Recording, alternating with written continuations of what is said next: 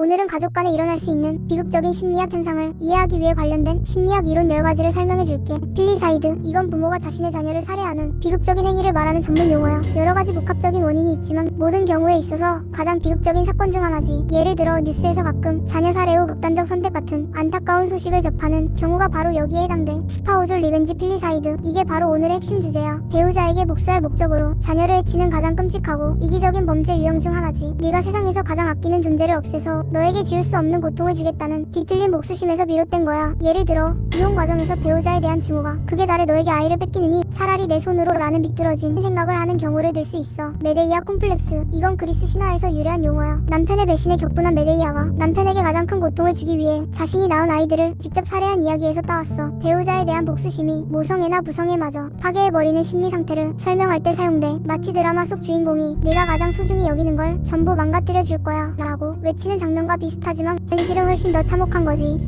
학대 수어사이드, 가해자 본인도 생을 마감할 생각으로 저지르는 경우가 많아. 이때 자녀를 독립된 인격체로 보지 않고 자기 자신의 일부, 즉 분신으로 여기는 왜곡된 생각을 해. 나 없는 세상에 홀로 남겨질 아이가 고통스러울 테니 내가 데리고 가야겠다는 비합리적인 믿음으로 이런 끔찍한 일을 벌이는 거야. 심각한 생활고나 우울증으로 인해 더 이상 희망이 없다고 느낀 부모가 이런 잘못된 선택을 하는 뉴스 본 적이 있을 거야. 투사, 심리학에서 말하는 방어기제 중 하나로 스스로 받아들이기 힘든 자신의 감정이나 생각을 다른 사람의 탓으로 돌리는 걸 말해. 배우자에 대한 심한 분노나 자기 혐오를 아이에게 투영해서 아이를 자신과 배우자를 동일시하며 공격하는 거야. 자신의 실수를 인정하기 싫어서 다 너 때문에 이렇게 됐잖아 라고 남을 탓하는 행동이 바로 투사의 예시야. 정신병리, 물론 이런 극단적인 행동의 배경에는 심각한 정신질환이 자리 잡고 있는 경우가 많아. 현실과 망상을 구분하지 못하는 조현병, 감정 기복이 극심하고 충동적인 경계선 성격장애 혹은 모든 것을 비관적으로만 보는 중증 우울증 등이 원인이 될 수 있어. 예를 들어 아이를 해쳐야만 모두가 구원받는다는 식의 망상에 사로잡히는 경우가 여기에 해당돼. 나르시시즘적 분노, 자기 애성 성격 즉 나르시시스트가 자신의 자존심에 깊은 상처를 입었을 때 느끼는 통제 불가능한 수준이 분노를 말해. 배우자의 이혼 요구는 이들에게 참을 수 없는 모욕과 가장 잔인한 방식으로 복수하려 들 수 있어. 감히 네가 나를 무시하고 떠나? 라는 생각에 사로잡혀 이성을 잃고 파괴적인 행동을 보이는 상태라고 할 수 있지. 대상관계 이론, 이건 우리가 타인과 관계를 맺는 방식, 즉 세상을 보는 틀이 어린 시절의 경험을 통해 형성된다는 이론이야. 이 관점에서 보면 가해자는 아이를 사랑하고 보호해야 할 개별적인 존재로 인식하지 못하고 자신의 복수를 위한 도구나 소유물로 취급했다고 볼 수 있어. 애착 이론, 어린 시절 주 양육자와의 관계가 성인이 되어서 타인과 관계를 맺는 방식에 큰 영향을 미친다는 이론이야. 특히 불안정하고 혼란스러운 애착을 형성한 사람은 파트너에게 버림받는 것에 대해 극도의 불안감을 느끼고 위기 상황에서 감정적으로 무너져 극단적인 반응을 보일 수 있어. 인지 왜곡, 현실을 있는 그대로 객관적으로 보지 못하고 한쪽으로 치우치거나 잘못된 방식으로 세상을 해석하는 생각의 오류를 말해. 이 방법 말고는 해결책이 전혀 없다는 식의 흑백 논리에 빠져버리는 거지. 시험 한 번 망쳤다고 내 인생은 이제 끝났어 라고 단정 짓는 것도 인지 왜곡의 흔한 예시 중 하나야. 인간의 마음속에는 따뜻한 사랑뿐만 아니라